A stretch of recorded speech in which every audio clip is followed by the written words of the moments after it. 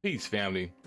Do you discuss credit with your boyfriend and girlfriend? Well, that's what this topic is going to be about, because if you don't, then I would highly suggest you do, because if you are looking to marry a person, say for instance your boyfriend and girlfriend, then in the near future, if you don't understand the person's financial mindset as well as how they conduct business, it can be a hassle for you in the future.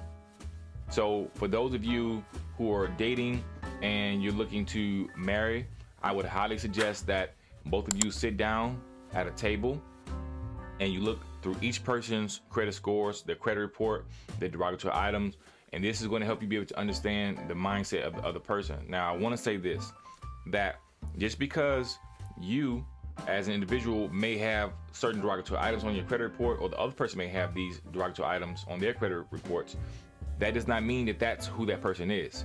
Because again, some people fall on hard times, financially or otherwise, or in the health, and they're not able to make payments. They have late payments, other things are charged off, etc. And so they're now trying to play catch up and get their credit back right.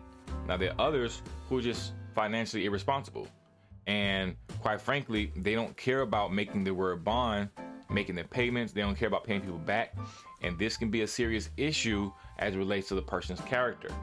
So this right here is just a conversation starter that will be between you and the person that you say you love or that you're dating, and so you all can get together and see what each other's personal mindset is, because this will help you become better when you get married, you have children, and things of that nature.